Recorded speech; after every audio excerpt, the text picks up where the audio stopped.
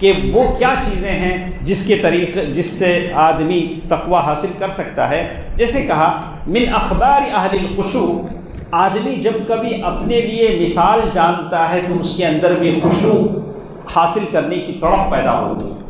میں بھی ان لوگوں کی طرح بنوں جن کو خشوع عطا ہوا. عبداللہ بن شقیر صحابی رسول صلی اللہ علیہ وسلم فرماتے ہیں اللہ کے نبی صلی اللہ علیہ وسلم نماز پڑھنے کے لیے کھڑے ہوتے تو آپ کی سینے سے ایسی آواز آتی جیسے ہانڈی میں پانی ابل رہا ہو.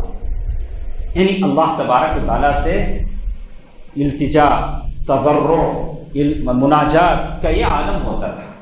تو ہماری نمازیں ایسی ہوں کہ پوری توجہ کے ساتھ ایسی نماز ہم پڑھیں جیسی بھی کہتے ہیں کہ آپ خشوع خضوع حاصل کرنا چاہتے ہیں تو ہر نماز کو آپ اور ہم ایسے پڑھیں کہ یہ میری آخری نماز ہے، اس کے بعد مجھے سجدہ کرنے کا موقع نہیں ملے گا.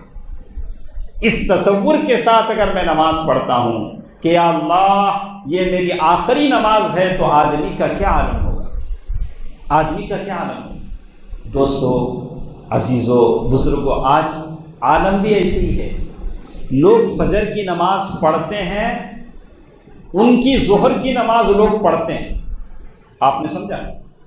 ہاں، فجر کی نماز وہ آدمی جماعت کے ساتھ پڑھتا ہے، ظہر کی نماز میں اس کا جنازہ آ کر لوگ اس کی نماز پڑھتے ہیں.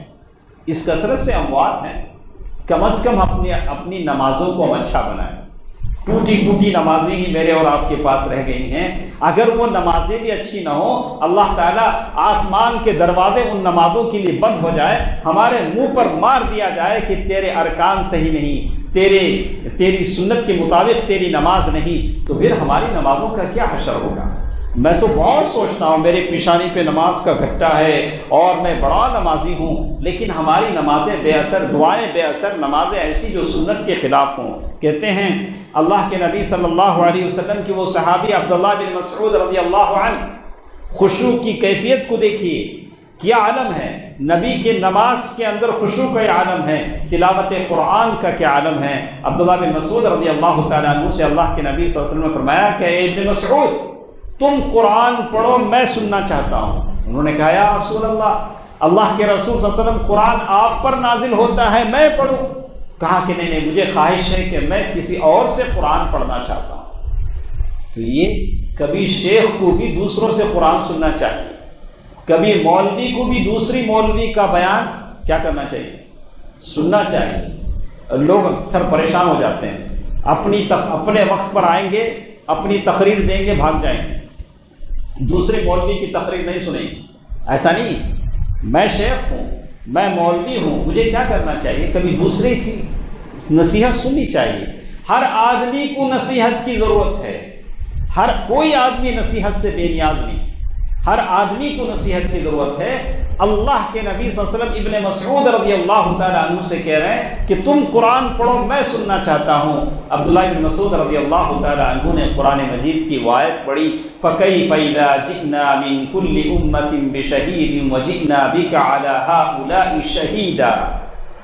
قرآن مجید کی آیتیں عبداللہ بن مسعود کی زبان سے تلاوت ہو رہی تھی تو اللہ کے نبی صلی اللہ علیہ وسلم کو انہوں نے دیکھا کہ اللہ کے نبی صلی اللہ علیہ وسلم کے آنکھوں سے زار و قطار آنسو بہ رہے تھے، آنسو بہ رہے تھے. یہ خشیت کا عالم ہے، دل میں خشیت ہوتی ہے.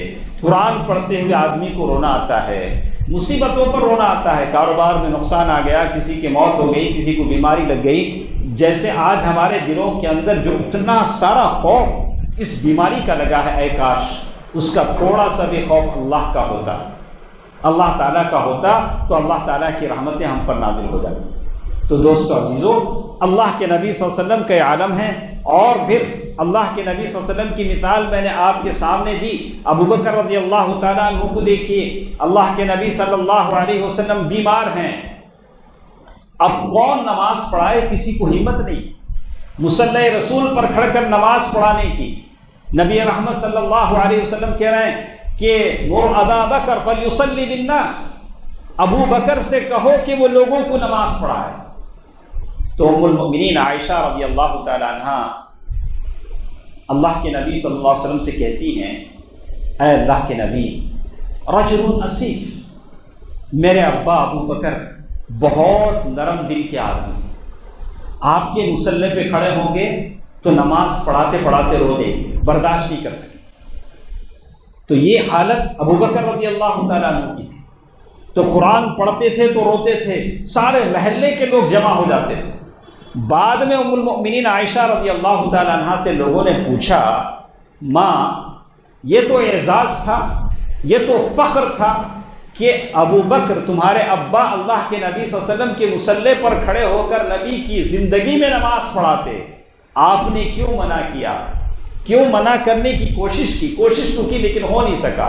اللہ کے نبی صلی اللہ علیہ وسلم اپنی بات پر ہی رہے کہ ابو بکر ہی نماز پڑھائیں۔ کیوں؟ تو ام المؤمنین رضی اللہ تعالی عنہ نے کہا کہ کہیں لوگ یہ نہ سمجھ لیں کہ اب اللہ کے نبی صلی اللہ علیہ وسلم کی بیماری کے بعد یہ نماز پڑھائے تھے، اس طرح سے میرے باپ کے تعلق سے کچھ غلط یہ نہ ہو جائے، اس لیے میں نہیں چاہتی تھی کہ میرے ابا نماز پڑھائے۔ ابو بکر رضی اللہ تعالیٰ عنہ نے پڑھایا، لیکن بات یہ کہنے کی یہ ہے رجل اسیف، بکا بہت رونے والے تھے، خشیت جب دل میں آتی ہے تو آنکھوں سے رونا بھی آتا ہے۔ محمد بن اسماعیل امام بخاری رحمہ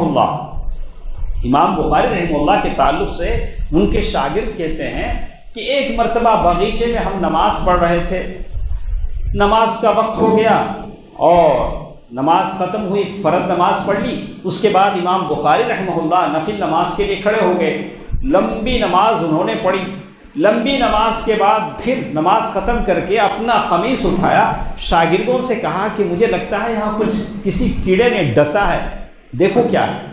تو کہتے ہیں کہ ہم نے دیکھا کہ ان کے قمیص کے اندر زنبور، وہ ایک کیڑا ہے، کہا کہ وہ کیڑا تھا اور اس نے 11 جگہ ان کو ڈسا تھا۔ تو ہم نے کہا کہ شیخ پہلی ہی دفعہ اگر آپ نماز ختم کر لیتے، انہوں نے کہا کہ میں نے سورت شروع کی تھی، میں نے چاہا کہ وہ سورت میں ختم کر دوں۔